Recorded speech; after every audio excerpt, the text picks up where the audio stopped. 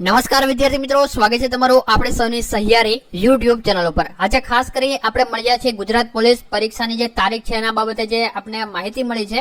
ઉપરાંતમાં ઉમેદવારો ઘણા બધા અત્યારે પ્રશ્ન કરી રહ્યા છે। આ પ્રશ્નોનું સમાધાન તમને આ વિડીયોમાં મળી જશે। તમામ પ્રકારની માહિતી આપણે આ વિડીયોમાં જોઈ લેશું। ચેનલ ઉપર નવા તો ચેનલને સબસ્ક્રાઇબ કરી દો। રેગ્યુલર નવી માહિતીથી અપડેટ રહેવા માટે બાજુમાં આવતું બેલ આઇકન ઉપર ઓલ કરી પ્રેસ કરવું, જેના કારણે તમને તમામ પ્રકારની માહિતી મળે।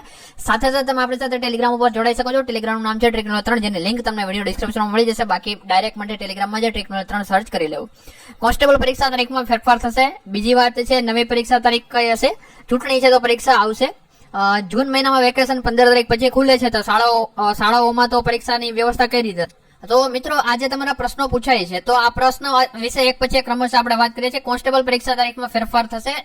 જે છે 2 દિવસથી એક જોર પકડાતું હતું કે ભાઈ અત્યારે જે છે એ યુદ્ધની પરિસ્થિતિ છે, તો યુદ્ધની પરિસ્થિતિમાં શું આ વસ્તુ શક્ય થઈ શકે? તો એક વસ્તુ આપણે જોઈ લઈએ, હાલ જે યુદ્ધ છે, યુદ્ધ વિરામ થઈ ગયું છે, એટલે એમાં કોઈ ચેન્જીસ નથી, પણ હજી જો કઈ છમકલા થાય છે તો આજે છે 11 મે અને હજી આપણી તારીખ જે છે 15 જૂન છે, બરાબર? એટલે હજુ પણ જાજો એવો સમયગાળો છે। બીજી વાત કરીએ કે ભાઈ નવી પરીક્ષાની તારીખ, તો નવી પરીક્ષાની તારીખ ત્યારે આવશે કે જો જૂની જે તારીખ છે એમાં ફેરફાર થાય તો। બીજી વસ્તુ કે જે અગાઉ એક લેટર આપણે ફર્યો હતો, જે ઓફિશિયલ જે હતું, આપણે કીધું હતું જે કોન્ફિડેન્શિયલ માહિતી છે, બરોબર, જે છે એ કે ભાઈ પરીક્ષા ફાળવણીના કેન્દ્રની વાત કરેલી છે, એમાં 15 તારીખ લખેલો હતો।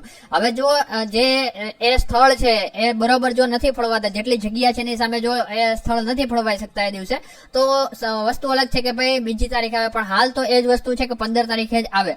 એટલે એક વસ્તુ યાદ રાખી લેવાની કે 15 તારીખે એક્ઝામ છે, કન્ફર્મ છે। 99.99% તમારી એક્ઝામ કન્ફર્મ છે। 1% કદાચ ચાન્સમાં ફેરફાર થઈ શકે। જેવી રીતે હાલમાં જે વર્તમાન પરીક્ષા હતી આજના દિવસે એવી ઘણી બધી પરીક્ષા હતી, હોવા છતાં પણ નથી લેવાની, બરોબર? અમુક એવા કારણો ઉભા થઈ જાય, બરોબર, તો એ સમયમાં ન લેવાય, એવો 1% ચાન્સ છે।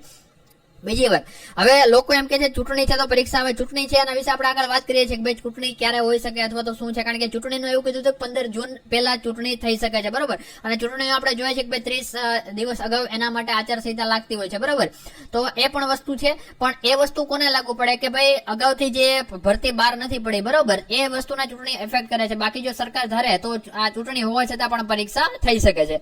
બીજી વસ્તુ, જૂન મહિનામાં વેકેશન છે, 15 તારીખ પછી ખુલે છે, 15 જૂન પછી, તો એવું પણ જે છે એ જે કહેવાય ને કે ભાઈ ઓફિસ સ્ટાફ છે ત્યાં કામ કરતો હોય છે, બરોબર? એટલે એની પાસે જે પ્રિન્સિપાલ હોય, એના જે સાહેબ હોય, બરોબર, એ લોકો કામ કરતા હોય છે સ્કૂલમાં। એટલે એ વસ્તુ એવું નથી કે ભાઈ 15 તારીખે ખુલે છે કોને? તો હવે વિદ્યાર્થીને, બરોબર? બાકી સ્ટાફ છે તો એને જે છે સરકારની ગાઈડલાઈન પ્રમાણે હાજર થવાનું હોય। બાકી અત્યારે જે સ્કૂલ છે એ વેકેશનમાં પણ ચાલુ રહેતી હોય છે, બરોબર? જે આપણે કહેવાય ને જે એડમિન સ્ટાફ હોય એને થોડા દિવસની જ રજા હોય છે, બાકી એમને જે છે સ્કૂલ છે એ ચાલુ રહેતી હોય છે। એટલે એ આપણે વિચારવાનું નથી, એ સરકાર જે છે એ ભરતી બોર્ડના અધ્યક્ષ છે પોતપોતાનું કામ કરતા જ હોય છે, બરોબર? એટલે પરીક્ષાની વ્યવસ્થા તો થઈ જશે।